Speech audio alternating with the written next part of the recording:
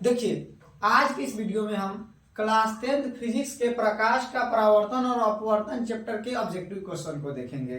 बुआ, इस लेसन से जितने भी महत्वपूर्ण ऑब्जेक्टिव क्वेश्चन बनते हैं उन सारे क्वेश्चन को हमने क्या किया है कि आपको समझाने का प्रयास किया है, और आप लोगों को जो सबसे ज्यादा प्रभाव मतलब डालेगा ये ऑब्जेक्टिव क्वेश्चन आपके नंबर पे। ठीक है, तो इसके लिए क्या करिए, आप इस ऑब्जेक्टिव क्वेश्चन को अपने कॉपी में नोट करिए और इसको अच्छे से आप याद कर लेंगे। ठीक है, तो देखिए आपका जो लेसन है प्रकाश का परावर्तन तथा अपवर्तन, इसके जो ऑब्जेक्टिव क्वेश्चन है, देखिए इसका पहला जो ऑब्जेक्टिव क्वेश्चन क्या कर रहा है आपका होगा कि फोकस दूरी 20 सेंटीमीटर के अवतल दर्पण की वक्रता त्रिज्या क्या होगी। बुगा देखिए एफ जो कह रहा है, जो फोकस है एफ, वह वक्रता त्रिज्या यानी 20 सेंटीमीटर की का जिसका फोकस दूरी है, किसका, जिस दर्पण का, उसका क्या करना है आपका, उसका वक्रता त्रिज्या ज्ञात करना है, यानी उसकी वक्रता त्रिज्या क्या होगी। तो फॉर्मूला एक होता है, याद रखिएगा, एफ बराबर आर बाई 2। ठीक है, अब एफ जो क्या है, एफ 20 सेंटीमीटर है, तो आर निकालें, आप 20 रखेंगे, क्रॉस मल्टीप्लाई करोगे तो क्या हो जाएगा, बोलो तो 20 गुना 2 40, तो क्या आपका आंसर हो जाएगा 40 सेंटीमीटर। याद रखिएगा, यानी ऑप्शन बी हमारा क्या है, सही है, 40 सेंटीमीटर। देखिए ऑप्शन में दिया 15 सेंटीमीटर, 10 सेंटीमीटर और 40 मीटर। अब देखो मीटर में नहीं हुआ, कारण कि यहाँ पे भी क्या है, सेंटीमीटर में है, तो जब सेंटीमीटर यानी जो सीधा समझो तो एफ जो होता है ना, एफ वो आर के आधा होता है, तो बुआ एफ हमारा अगर 20 सेंटीमीटर है तो हमारा आर यानी वक्रता त्रिज्या क्या होगा, 40 सेंटीमीटर का होगा। ठीक है, उसके बाद चलिए दूसरा क्वेश्चन है आपका, प्रकाश के परावर्तन के कितने नियम है। यह क्वेश्चन बोर्ड एग्जाम में काफी बार पूछा जा चुका है, इसलिए इसको आप अच्छे से याद रखेंगे। यह आपके लिए एकदम वीवीआई क्वेश्चन है, याद रखेंगे, वीवीआई है, वेरी वेरी इंपॉर्टेंट। यह क्वेश्चन 2 नंबर जो क्वेश्चन आपका दिया गया है, प्रकाश के परावर्तन के कितने नियम है, तो प्रकाश के परावर्तन के बुआ 2 नियम है, याद रखिएगा आप 2। कौन कौन से नियम है, तो पहला नियम है क्या बुआ, क्या कहता है, आपतित किरण, परावर्तित किरण और आपतन बिंदु पे डाला गया अभिलंब तीनों एक ही तल में होते हैं। और दूसरा नियम इसका है, आपतन कोण परावर्तन कोण के बराबर होता है। याद रखिएगा, यही 2 नियम है। तो आपसे पूछेगा प्रकाश के परावर्तन के कितने नियम है, तो 2 नियम है, याद रहेगा आपको। चलिए उसके बाद आपका क्वेश्चन है, लेंस की शक्ति की इकाई क्या होती है। लेंस की शक्ति की इकाई ऑप्शन में क्या है, देखो तो डी मतलब डायोप्टर, उसके बाद दे रहा है ऑप्शन बी में मीटर दे रहा है, सी में सेंटीमीटर और डी में किलोमीटर। चलो आप लोग कमेंट करके बताओ इसका क्या आंसर होगा, जल्दी करो। तो बुआ यहाँ पे क्या होगा, देखो इसका जो सही आंसर है वो आपका ऑप्शन ए सही है। क्या है, डायोप्टर। लेंस की शक्ति का ऐसा ही मात्रा क्या होता है बुआ, डायोप्टर होता है, याद रखिएगा। ठीक है, उसके बाद आपका क्वेश्चन नंबर 4 है, सरल सूक्ष्मदर्शी में किसका उपयोग किया जाता है। सरल सूक्ष्मदर्शी में याद रखिएगा बुआ उत्तल लेंस का उपयोग किया जाता है। किसका, उत्तल लेंस का। तो देखिए ऑप्शन ए में क्या है, अवतल दर्पण, ऑप्शन बी में है उत्तल लेंस, ऑप्शन सी में है उत्तल दर्पण, ऑप्शन डी में है नन ऑफ दीज, इनमें से कोई नहीं। तो इसका सही आंसर क्या है, चलो बताओ क्या है बुआ आंसर इसका, ऑप्शन बी उत्तल लेंस, याद रखिएगा। ठीक है, उसके बाद क्वेश्चन है आपका, आकाश का रंग नीला क्यों दिखाई देता है। तो आकाश का रंग नीला किस घटना के कारण दिखाई देता है, तो इस लेसन में हमने आपको पढ़ाया भी है। प्रकाश, देखिए प्रकाश की किरण जब वायुमंडल में प्रवेश करती है तो उनका क्या होता है, प्रकीर्णन होता है, और सबसे अधिक प्रकीर्णन किस रंग का होता है, बैंगनी कलर का होता है, और वह प्रकीर्णित होकर हमारे वायुमंडल के ऊपर ही फैलकर रह जाते हैं, जिसके कारण हमें आकाश का रंग कैसा दिखाई देता है, नीला दिखाई देता है। तो हुआ इसका आंसर क्या हो जाएगा, प्रकीर्णन। किसके कारण होता है आकाश का रंग नीला दिखाई देता है, प्रकीर्णन के कारण। ऐसे आपके ऑप्शन में क्या क्या देखो तो ऑप्शन ए में प्रकीर्णन, ऑप्शन बी में अपवर्तन, ऑप्शन सी में परावर्तन और ऑप्शन डी में नॉन, यानी इनमें से कोई नहीं। तो आपका सही आंसर क्या हो जाएगा, बोलो, आपका सही आंसर होगा प्रकीर्णन। ठीक है, उसके बाद है आपका कौन सा पदार्थ लेंस बनाने में प्रयुक्त नहीं होता है। ध्यान से सुनिए, यानी किस पदार्थ का उपयोग लेंस बनाने में नहीं किया जाता है। तो ऑप्शन आपका क्या क्या है, देखिए तो जल, उसके बाद यानी पानी, वाटर जिसको बोलते हैं, उसके बाद है ऑप्शन है आपका कांच, उसके बाद देखिए जल का भी होता है, कांच का भी होता है और प्लास्टिक का भी उपयोग किया जाता है। मिट्टी का उपयोग नहीं किया जाता, याद रखिएगा, मिट्टी का उपयोग नहीं किया जाता है, तो इसका सही आंसर क्या हो जाएगा? मिट्टी। अब कहिएगा मिट्टी के क्यों बोले, तो कौन सा पदार्थ लेंस बनाने में प्रयुक्त नहीं होता है? अगर होता है तो पूछता जन्म भी मारते, कांच भी होता है आपका और प्लास्टिक भी होता है, ठीक है। लेकिन यहाँ पे क्या है, नहीं है, तो किसका उपयोग नहीं करते हैं? मिट्टी का उपयोग हम लोग नहीं करते हैं लेंस बनाने में, ठीक है। उसके बाद है प्रकाश के अपवर्तन के कितने नियम है? बुआ ये दोनों क्वेश्चन याद रखिएगा, प्रकाश का परावर्तन और प्रकाश का अपवर्तन, ये दोनों क्वेश्चन बार बार आपके बोर्ड एग्जाम में पूछे जाते हैं और यह आपके लिए काफी इंपोर्टेंट क्वेश्चन है, इसलिए इस चीज को आप लोग अच्छे से याद करके रखेंगे, ठीक है। तो प्रकाश के अपवर्तन के कितने नियम है आपसे कहेंगे, तो प्रकाश के अपवर्तन के याद रखिएगा बुआ कितने नियम है? 2 नियम है, इसके भी 2 नियम है। पहला नियम क्या है इसका, देखो दोनों नियम को फिर से हम आपको बता रहे हैं। प्रकाश के अपवर्तन का नियम कहेगा तो इसमें भी बोलेंगे वही जो परावर्तन का जो पहला नियम था, क्या बोले थे हम लोग? आपतित किरण तथा अपवर्तित किरण। इसमें बोलेंगे निर्गत किरण भी बोल सकते हैं, अपवर्तित किरण। तो आपतित किरण तथा अपवर्तित किरण एवं आपतन बिंदु पे डाला गया अभिलंब तीनों एक ही तल पे होते हैं, इसका पहला नियम है। दूसरा नियम यह है, प्रकाश के किसी विशेष वर्ण के लिए आपतन कोण की जया, याद रखना आपतन कोण की जया साइन आई और अपवर्तन कोण की जया साइन आर का अनुपात एक नियतांक होता है, इनका बट्टा किसके आता है? 1 के इक्वल होता है। इसे हम लोग बुआ स्नेल का भी नियम कहते हैं, अपवर्तन के दूसरे नियम को पूछेगा। अब यह भी ऑब्जेक्टिव में क्वेश्चन पूछ सकता है, स्नेल के नियम किसे कहते हैं? तो वह प्रकाश के अपवर्तन का जो द्वितीय नियम है उसे हम लोग क्या कहते हैं? इसे हम लोग कौन सा नियम कहते हैं? वह किसका नियम कहते हैं? बोलो जल्दी। स्नेल का नियम कहते हैं, स्नेल का नियम। चलो अगर समझ में आ रहा हो तो मेरे वीडियो को लाइक करिए और अपने दोस्तों में भी शेयर करिए कि जिस तरह से आप बेहतर ढंग से पढ़ रहे हैं उसी तरह से वो भी पढ़े और उनके भी क्या हो, ऑब्जेक्टिव क्वेश्चन से रिलेटेड जितने भी डाउट हो वो सब क्या हो जाए, खत्म हो जाए। तो चलिए अगला क्वेश्चन हम लोग देखते हैं। अवतल लेंस का आवर्धन m बराबर होता है। अवतल लेंस का आवर्धन, लेंस में आवर्धन सूत्र आपको प्रूफ कराएगा, m बराबर v बाई यू होता है ना। तो देखिए m बराबर v बाई यू, ऑप्शन में देखो क्या क्या दिया है यहाँ पे। ऑप्शन ए में है v बटा यू यानी m equal to v by u, दूसरा ऑप्शन है u बाई v, तीसरा है u प्लस v और ऑप्शन डी में है क्या, u v। चलो आप ही बताओ इसमें सही आंसर क्या होगा, जल्दी बताओ।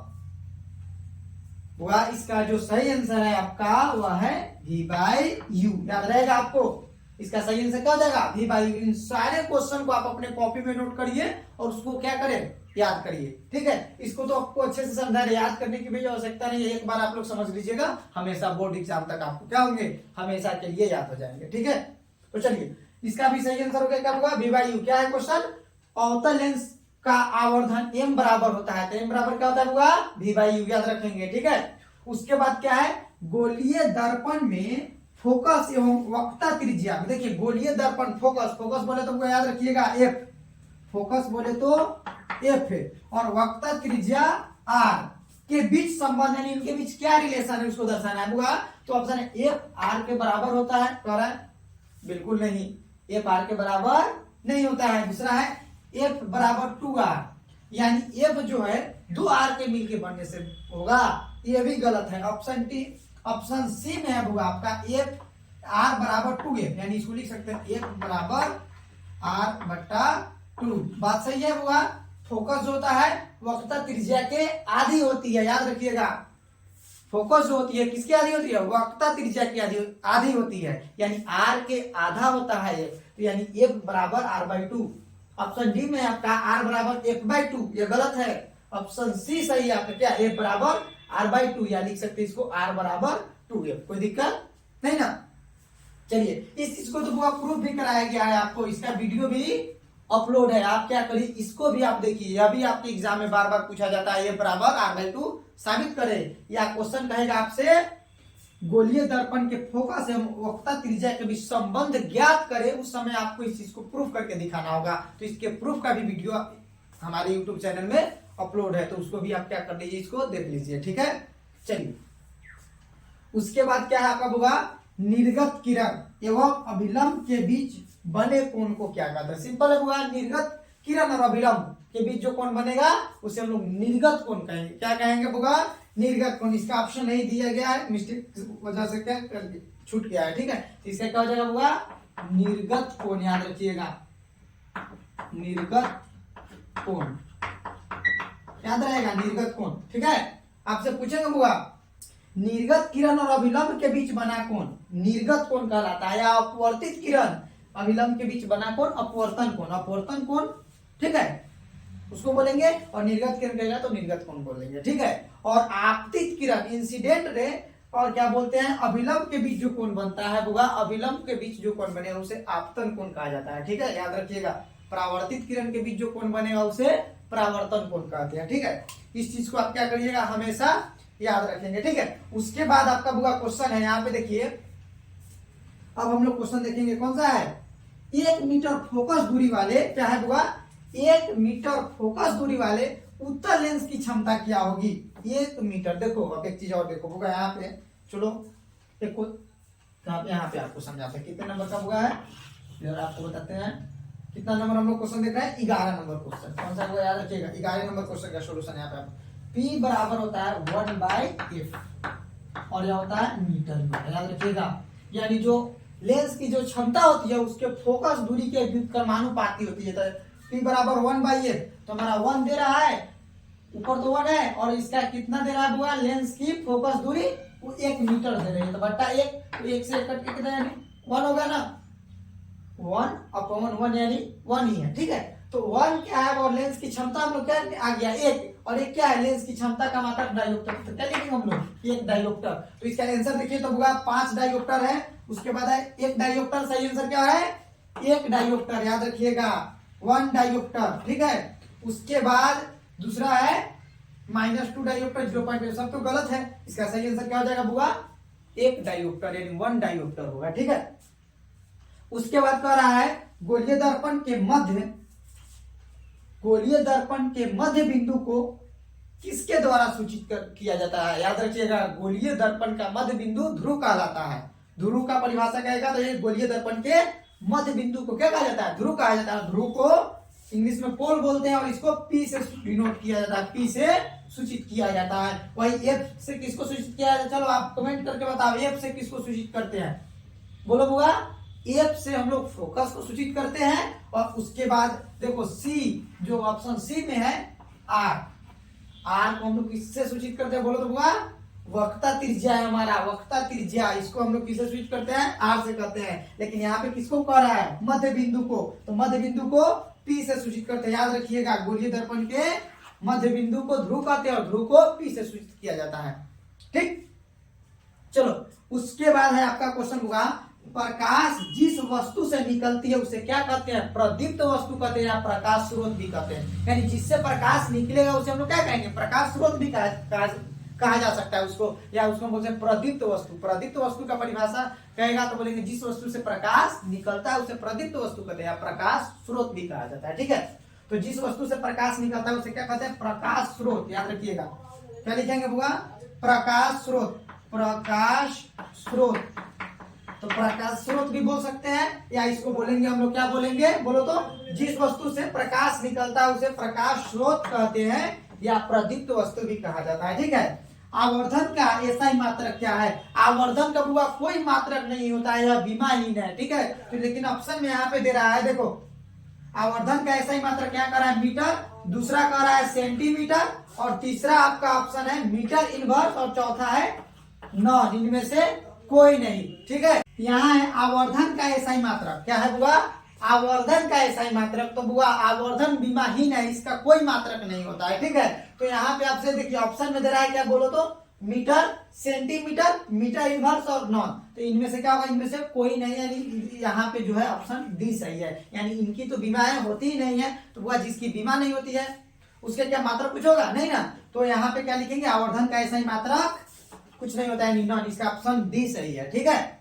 चलिए उसके बाद कर रहा है उत्तल लेंस की क्षमता होती है, उत्तल लेंस की क्षमता हमेशा क्या होती है बुआ, धनात्मक होती है, याद रखिएगा ऑप्शन ए सही है आपका। क्या है बुआ, उत्तल लेंस की क्षमता किस तरह की होती है, धनात्मक होती है, ठीक है। वही बात के देखिए क्या हो गया। उसके बाद है अवतल दर्पण की फोकस दूरी होती है, फोकस दूरी देखो अवतल दर्पण की फोकस दूरी हमेशा क्या होती है बुआ, अवतल दर्पण है इसका होगा ऋणात्मक, याद रखिएगा अवतल दर्पण की फोकस दूरी ऋणात्मक, और उत्तल लेंस की क्षमता क्या होती है, धनात्मक होती है, इस चीज को आप लोग याद रखेंगे, ठीक है।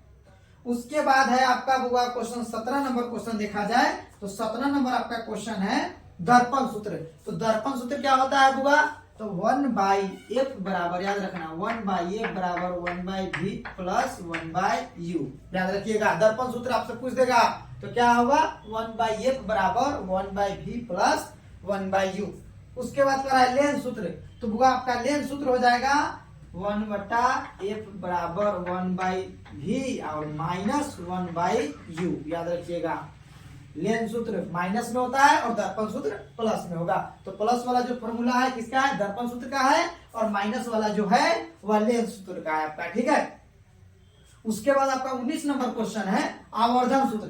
तो आवर्धन सूत्र पूरा लेंस के लिए रहता है और दर्पण के लिए। तो दर्पण के लिए यदि बोले तो m बराबर क्या हो जाएगा बोलिए तो माइनस v/u, और लेंस के लिए पूछिएगा तो m बराबर प्लस v/u, याद रखिएगा, ठीक है। माइनस v/u और प्लस v/u। और उसके बाद लेंस की क्षमता, देखो लेंस की क्षमता को P से सूचित किया जाता है, किससे, P से सूचित किया, P बराबर होता है 1/f। देखो इसके पहले भी बताया था P बराबर 1/f मीटर में है, ठीक है। तो इस तरह से 20 नंबर आपका क्वेश्चन है लेंस की क्षमता का क्षमता, यानी P बराबर क्या होगा 1/f, ठीक है। तो इस तरह से बुआ आपके 20 क्वेश्चन कंप्लीट हो गए, ठीक है। तो बुआ क्या करिए, यह जो क्वेश्चन है पूरे को अच्छे से आप अपने कॉपी में नोट करिए और इसको आप याद करोगे, ठीक है। जब तक याद नहीं करोगे बोर्ड एग्जाम में नहीं सॉल्व कर पाओगे क्वेश्चन को। और 20 क्वेश्चन इसी तरह से हम क्या करेंगे, आपके 10 सीरीज इसके लेके आना, नहीं 10 सेट हम आपको प्रैक्टिस कराएंगे। 20-20 क्वेश्चन का आपको 10 सेट मिलेगा, जिसमें फिजिक्स, केमिस्ट्री और बायोलॉजी के जितने भी महत्वपूर्ण क्वेश्चन आपके लिए है उन सबको कराया जाएगा। तो आज के वीडियो में इतना ही, तब तक के लिए जय हिंद। और अपने दोस्तों को इस वीडियो को जरूर शेयर करिए ताकि वो भी अपना क्या कर सके, जितना भी उनका छूटा हुआ पढ़ाई जो नहीं कर पाए हैं वो इस ऑब्जेक्टिव के माध्यम से उनका जो ऑब्जेक्टिव डाउट है उसको क्लियर कर ले। और बाकी जो सब्जेक्टिव जो जितने भी क्वेश्चन सब है सबका शाम के 7 से 8 बजे तक जो मेरा लाइव क्लास चलता है उसमें ज्वाइन होकर क्या करे कि अपने क्लास को पूरा करे।